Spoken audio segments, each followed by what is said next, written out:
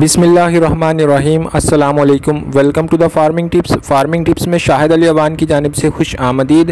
नाजरीन, आज की बफलो फार्मिंग एपिसोड बहुत ही ज़बरदस्त होने जा रही है, क्योंकि जिस भाई के फार्म पे हम खड़े हैं ये दूसरे फार्मर्स के लिए मेहनत, अजमत और आजिज़ी की एक मिसाल है। क्योंकि इन्होंने 2 भैंसों से काम शुरू किया और चंद ही सालों में से 32 भैंसों के फार्म तक तरक्की दी। ना सिर्फ तरक्की दी बल्कि अपने काम में खासी महारत हासिल कर ली।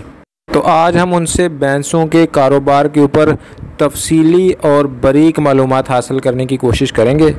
तो नाजरीन, चले वक्त ज़ाया किए बगैर इनसे बात करते हैं। लेकिन उससे पहले याद करवाता चलूँ कि अगर आप हमारे चैनल पर नए हैं या अभी तक आपने चैनल सब्सक्राइब नहीं किया हुआ तो जल्दी से चैनल को सब्सक्राइब कर लें, ताकि आपको इस तरह की फार्मिंग से मुतल्लिक नित नए मालूमात टाइमली मिलती रहे और आपको हर नई बनने वाली वीडियो की इत्तला बर वक्त मिल सके और आप इन मालूमात से फ़ायदा उठा सकें। तो चलें प्रॉपर इंटरव्यू स्टार्ट करते हैं। वालेकुम अस्सलाम वरहमतुल्लाहि वबरकातुहू। भाईजान कैसे हैं? अल्हम्दुलिल्लाह जनाब, अल्लाह का शुक्र है, दुआ। भैया आपका नाम? फ़ाहद नदीम जनाब।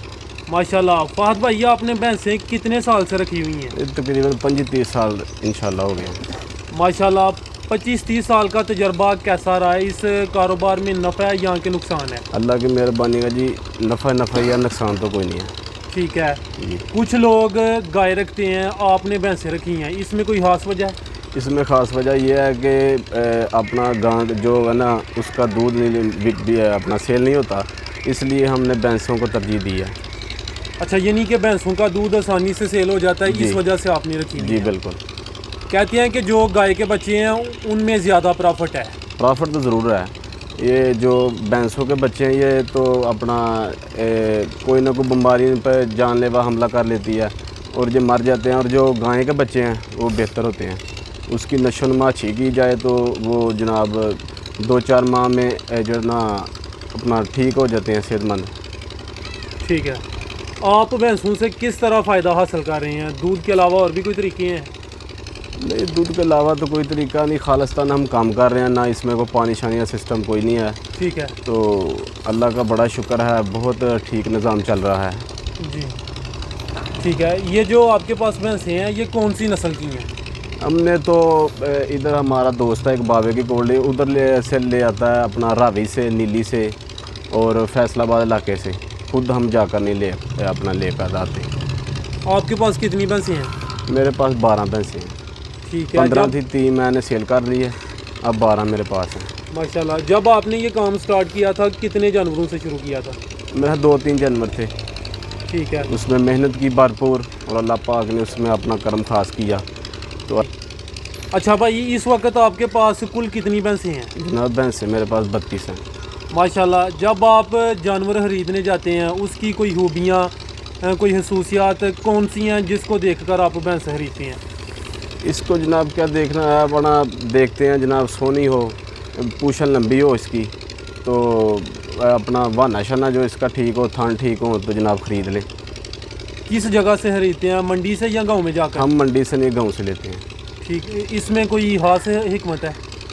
वो मंडी में ज़्यादातर दाल लगता है, तो हम इधर अपना दोस्त है उससे, वो उधर से ले आता है अपना रावी से, नीली से, हम उससे लेते हैं।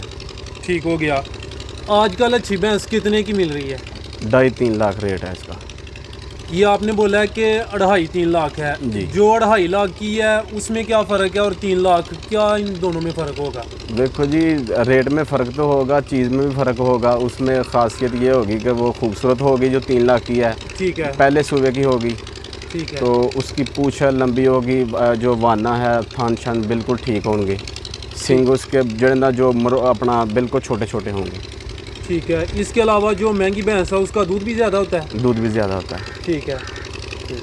अच्छा भाई, ये बताइए कि आपकी एक भैंस जी रोज़ाना कितना खर्च कर देती है? ज़रा सोच के बताइएगा ताकि किसी देखने वाले को अच्छा अंदाज़ा हो जाए कि एक भैंस के ऊपर रोज़ाना कितना खर्च हो जाता है। एक भैंस तकरीबन 12-13 लीटर दूध करती है। ठीक है। और उसका ख़र्चा जो है तकरीबन मेरे ख्याल से 200-300 रुपया एक भैंस का खर्चा है। एक भैंस का? जी बिल्कुल। ठीक है।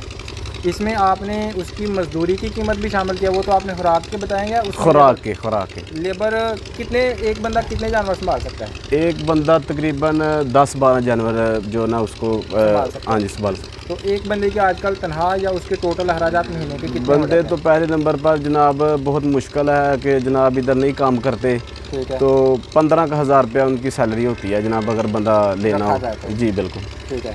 आजकल दूध का रेट क्या चल रहा है? हमारे इधर तो 85 रुपये हमारा रेट है। हम बिल्कुल खालस काम करते हैं, हमारा 85 रुपये रेट है। ग्वाला 85 रुपये लेके जाता है? जी 85 रुपये। और अगर आप खुद घरों को दें तो फिर किस? वो 100 रुपया 110 रुपये रेट है, मगर इस तरह काम नहीं चलता। हम इकट्ठे अपना दूध देते हैं और इकट्ठे पैसे ले लेते हैं।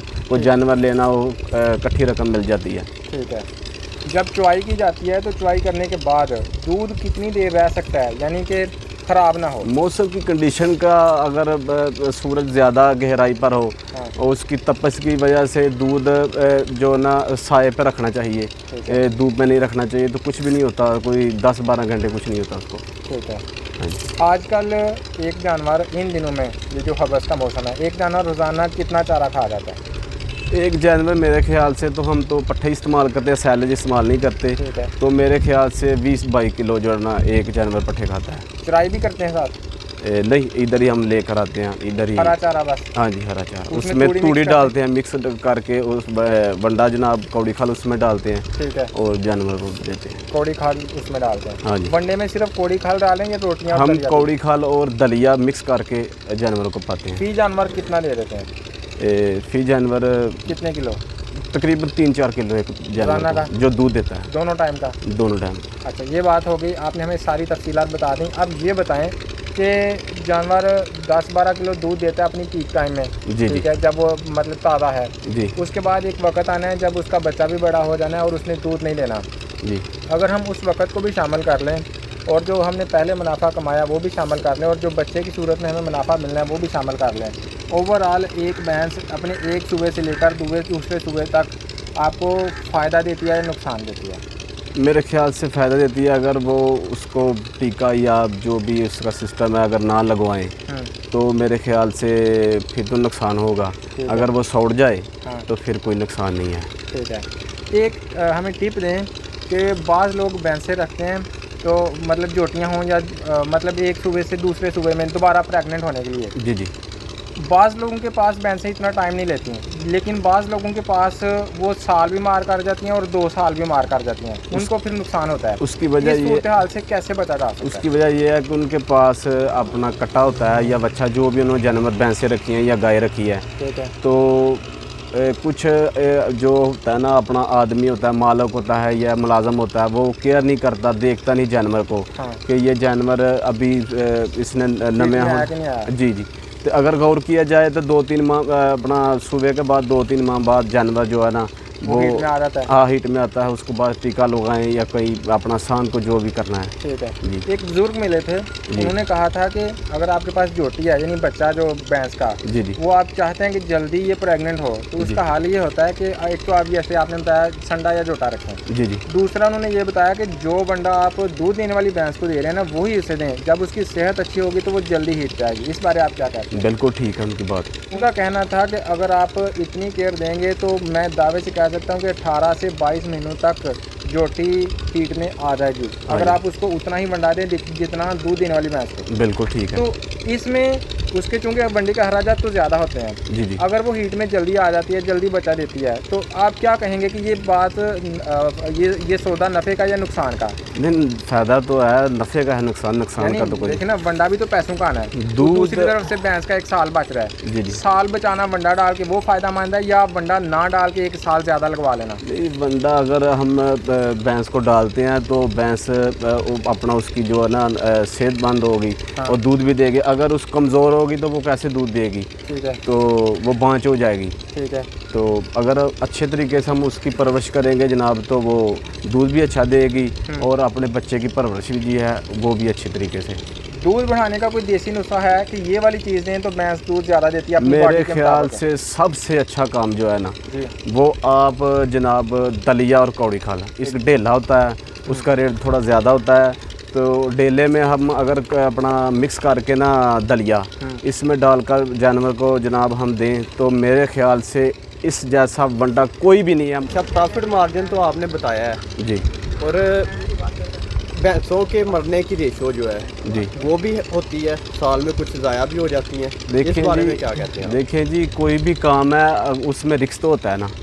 हमारी इधर 2 भैंसें पिछले साल जो है ना वो मर गई थी, तो अपना सून वाली थी भैंस, तो तकरीबन 7-8 माह हुए थे उसको, तो मेरे ख्याल से को मसला बना था तो जनाब वो उसकी डेथ हो गई थी। अच्छा, जब कोई चीज़ नुकसान होती है तो बंदे को पता चलता है कि ये क्यों नुकसान हुआ और अगली दफ़ा इससे कैसे बचना है।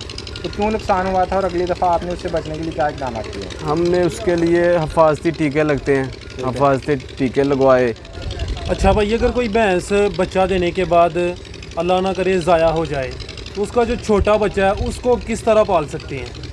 अगर भैंस मर जाए तो जी, बच्चे को उसको जनाब बोतल पे आगे निपल लगा के उसको मेरे ख्याल 2-3 लीटर अगर हम दूध दें तो मेरे ख्याल ना बच्चे को कुछ भी नहीं होगा, इंशाल्लाह ताला ठीक हो जाएगा। आपके भैंसों की डेली रूटीन क्या है चारा डालने की और पानी पिलाने की, नहलाने की? नहलाने के हम दिन में 3 बार, हम दिन में 3 बार नहलाते हैं, सुबह दोपहर शाम। ठीक है। तो चारा डालते हैं जनाब इनको सुबह फर्स्ट टाइम और दोपहर को बाद इसके बाद पीछे बांध देते हैं। ठीक है। एक ही बार चारा डालते हैं? जी, एक बार। शाम को नहीं डालते? सुबह डालते हैं दोपहर को और बाद उसमें चवाई करके पीछे बांध देते हैं। सुबह और दोपहर 2 टाइम, 24 घंटे में 2 टाइम चारा दे रहे हैं? 2 टाइम। सुबह कितने बजे चवाई करते हैं? सुबह 4-5 बजे। सेकंड टाइम हम 4-4:30 बजे। ठीक है, ज़बरदस्त। तो सुबह तूड़ी डालते हैं, उसमें वंडा डालकर तो जानवर को सुबह खाली पेट होता है ना जब उसको जनाब वंडा डालते हैं, फिर उसका दिल जो होता है डीक हो जाता है, फिर पट्ठे कम खाता है, वंडे की वजह से जनाब दूध भी ज़्यादा देता है और बिल्कुल ठीक रहता है। ज़बरदस्त भाई। अगर कोई भाई आपसे मालूमात के हवाले से या जानवर खरीदने के हवाले से रब्ता करना चाहे तो क्या वो कर सकता है? कर सकता है, बिल्कुल। तो फ़ोन नंबर बताएंगे? नंबर ज़रूर बताऊँगा, 0300 9442575। ज़बरदस्त सर। हमने आपसे बहुत सारी बातें पूछी हैं, कोई ऐसी बात जो आप अपनी तरफ से तोहफ़ातन नए किसानों को बताना चाहें, नए दोस्तों को जो इस काम में आना चाहते हैं, जो इससे पहले नहीं है, तोहफ़ातन कोई आखिरी बात अपनी तरफ से जो हमने नहीं पूछी? मैं तो उनको अपने दोस्तों से यही क्वेश्चन करूँगा कि जनाब इस काम को प्रेज़ ही करें, ये काम बहुत मुश्किल है। ठीक है। इसके साथ डंगरों के साथ डंगर बनना पड़ता है। ठीक है। तो मुलाज़म हो तो बेहतर है, ऐसे तो बंदे का आदमी का काम हो जाता है। ठीक है, बिल्कुल पागल हो जाता है। जी, बहुत शुक्रिया भाई। अस्सलाम वालेकुम। वालेकुम अस्सलाम।